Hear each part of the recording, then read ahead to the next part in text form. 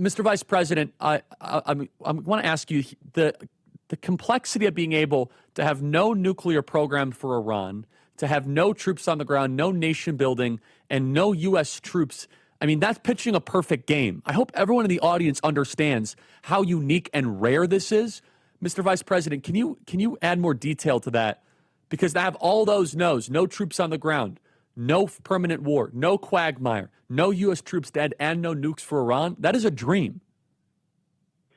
Yeah, that's right. It really is a dream, Charlie. And I think you and I are similar age. We grew up in the same generation. I think a lot of people in our generation assume that every single time we do anything in the Middle East that is necessarily going to lead to some protracted quagmire. Totally. And the president was just not interested in that.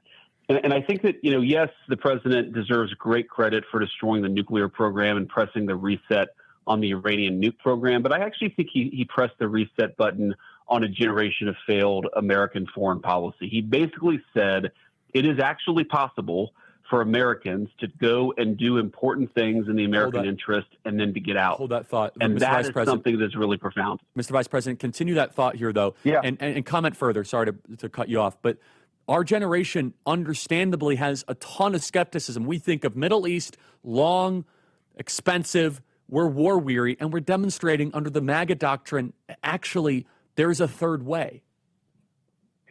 That's exactly right, Charlie. And you, of course, have heard some of the president's supporters and even the president himself, me, have been attacked as isolationists. And then you had people sort of attacking us and saying that we were going to get involved in another forever war. And what I saw privately and publicly was a president who said, what do we need to do to accomplish America's interests? Let's go and do it, and then let's get out.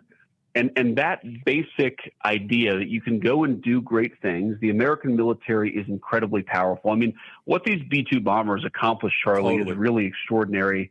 They flew halfway across the world, dropped 30,000-pound bombs, 12 of them, on ventilation shafts that were literally the size of a washing machine, and then got out without ever landing. They never landed the entire mission.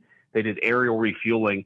It's an amazing, testament to American military power. But the president used that military power to accomplish something that mattered to the American people. He's been saying it for 10 years. We can't let Iran get a nuclear weapon. He accomplished it. And now he's moving on, I think, to build more peace and more prosperity all across the Middle East. I think he showed the Iranians that they're not nearly as tough as they might think that they are.